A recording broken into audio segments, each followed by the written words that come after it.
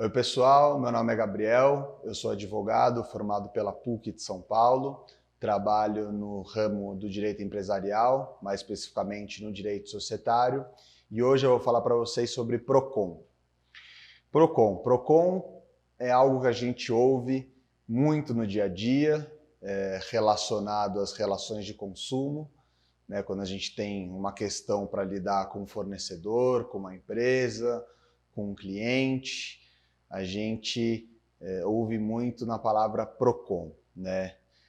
O PROCON ele é um aliado do cidadão, ele é um mecanismo que o Estado proporcionou para que as relações consumeristas fossem tratadas de forma equilibrada e mas realmente visando a proteção e efetivação dos direitos e garantias do consumidor, do cidadão enquanto consumidor.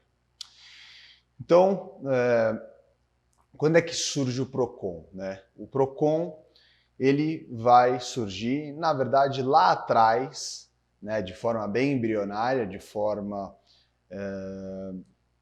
bem primária, quando o constituinte, né, quando o legislador constituinte, na hora da edição da Constituição Federal de 88, ele resolveu conferir essa proteção ao consumidor, né? Então, no artigo 5º da Constituição, no artigo que trata das garantias e direitos fundamentais do cidadão, mais precisamente no inciso 32 do artigo 5º, o legislador diz, né, consignou na Constituição que o Estado, na forma da lei, deve promover a defesa do consumidor, né? Isso não era o suficiente, porque, como acabei de dizer para vocês, a proteção ao consumidor ela estava muito genérica, né? A Constituição ela diz coisas subjetivas, coisas que precisam ser melhor efetivadas através de leis, através de decretos. E isso foi o que aconteceu mais tarde, né? No ano de 1990, com a edição do Código de Defesa do Consumidor, né, através da Lei 8078 de 90, que aí realmente houve uma maior proteção, né, uma maior proteção jurídica ao consumidor e regulando as relações de consumo, né? Aí no CDC, né, no famoso Código de Defesa do Consumidor, né, foram estabelecidas as principais diretrizes, as principais balizas para a proteção jurídica do consumidor, né? Falando um pouquinho de legislação, também um pouquinho mais para frente, em 97, através de um decreto presidencial, foi criado o Sistema Nacional de Defesa do Consumidor, né, o CNDC, cujo principal objetivo era integrar os entes federativos, né, os municípios, os estados, o Distrito Federal e a própria União Federal, na proteção, na garantia e defesa dos direitos do consumidor, né?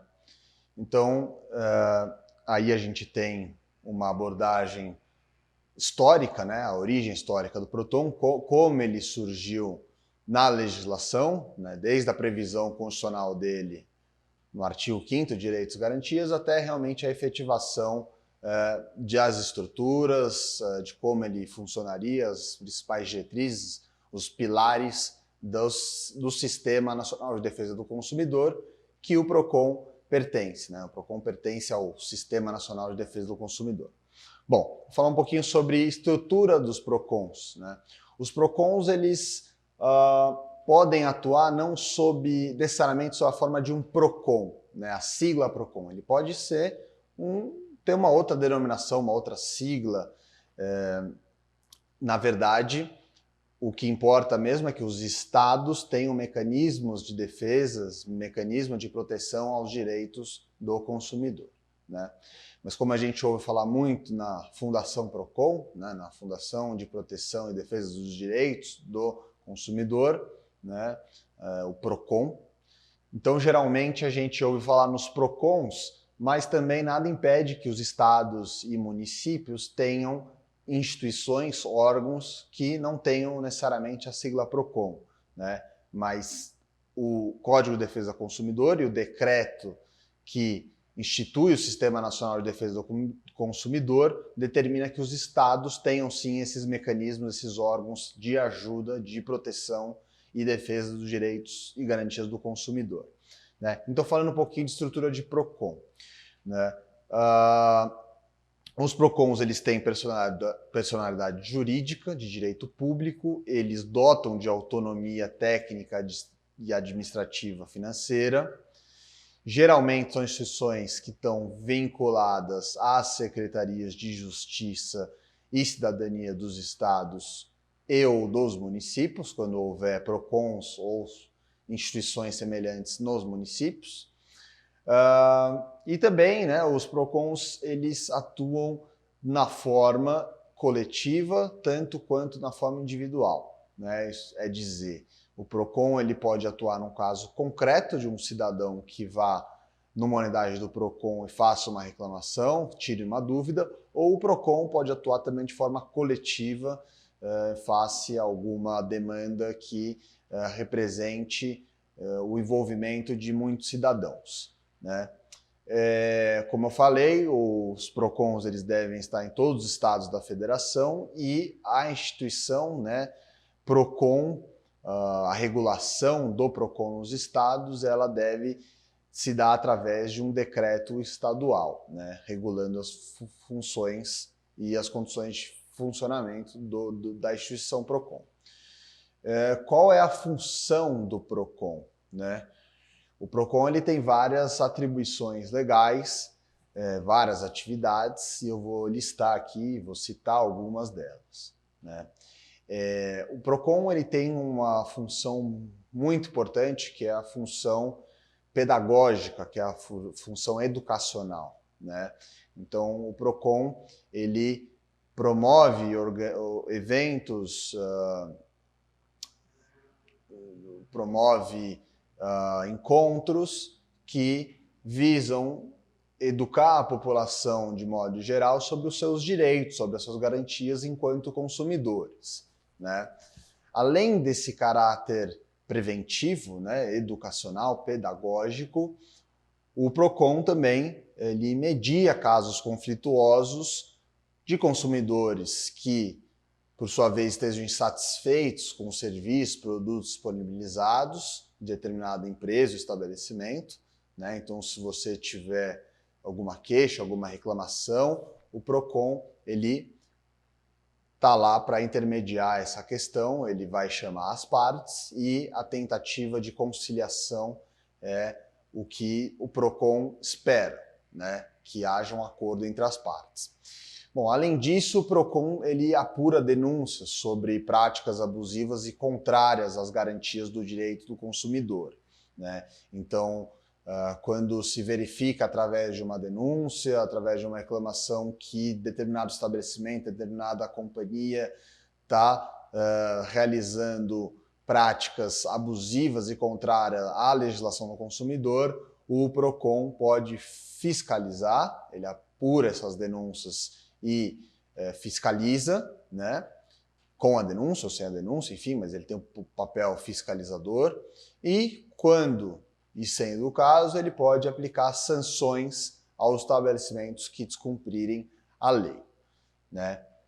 A gente falou um pouco das atribuições do PROCON, né, as principais funções enquanto organismo estatal, né, mas a gente tem que lembrar também que o PROCON ele tem alguns limites de atuação, né? O PROCON ele é um órgão administrativo, ele é um órgão que está vinculado ao Estado. Ele não pode impor sanções para um determinado caso concreto, né? O que quer dizer isso? Quer dizer que se um consumidor entende que um fornecedor, naquela relação de consumo que eles tiveram, deve realizar a troca de um produto, deve realizar uma indenização, o PROCON ele pode até promover um diálogo, uma tentativa de conciliação, às vezes emitir um parecer sobre o caso, mas em hipótese alguma o PROCON pode impor sanções a esse fornecedor, tá? Quem pode fazer isso, em último caso, é o judiciário, né? O judiciário que vai condenar o fornecedor ao pagamento de uma multa, de um reembolso, de uma perda de danos, bens materiais, etc. O PROCON ele tem limites que não podem forçar a empresa, né, o fornecedor, a arcar com determinadas sanções. A gente vai falar agora um pouco sobre uma atuação que é bem recente do PROCON, que é a parte de renegociação de dívidas, né? Diversos PROCONs no Brasil, eles vêm desenvolvendo atividades de renegociação de dívidas entre consumidores e clientes e empresas, né? Geralmente isso é feito através de multirões e em outras vezes através de plataformas online, né? É importante lembrar que nesse caso da renegociação de dívidas, o papel do órgão não é diretamente para ajudar o consumidor a se livrar da dívida em si, né? Mas sim criar um canal de comunicação que não existe, né, de maneira muito direta, de maneira muito aberta entre o consumidor e o cliente, o qual ele possui a dívida. Agora vamos falar um pouquinho do funcionamento do PROCON, né? Como é que você, cidadão, pode se utilizar dos serviços do PROCON, né?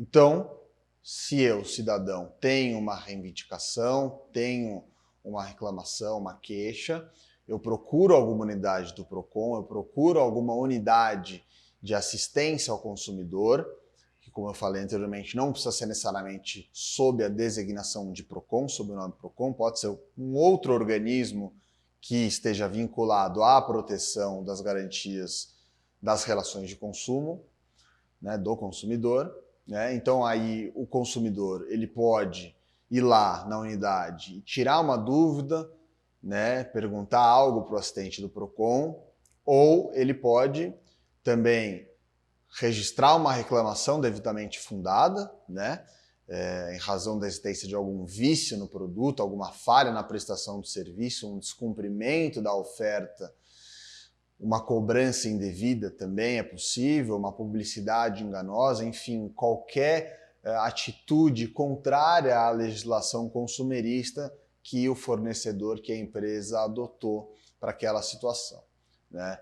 E aí a ideia do PROCON é que sempre seja realizada uma conciliação entre as partes, né? É feita sempre uma tentativa de conciliação para que isso não tome maiores proporções, né? É dizer, não leve o consumidor a procurar o judiciário, que isso pode resultar em custos com advogado, com custos legais, com taxas, com morosidade, né? Com muito tempo para resolver uma demanda. Mas às vezes, né, nem sempre há conciliação, nem sempre as partes entram num consenso, e aí realmente só resta ao consumidor recorrer ao judiciário, seja através do clássico juizado especial, né, o juizado de pequenas causas, ou, dependendo do valor da causa e da natureza da demanda, é necessário recorrer à justiça comum, né? Então, é assim que funciona o PROCON, e é assim que o cidadão consegue procurar e solucionar os problemas que ele tem com as empresas, com seus fornecedores, sempre visando a garantia dos seus direitos enquanto consumidor. E é isso que eu tinha para falar com vocês sobre PROCON.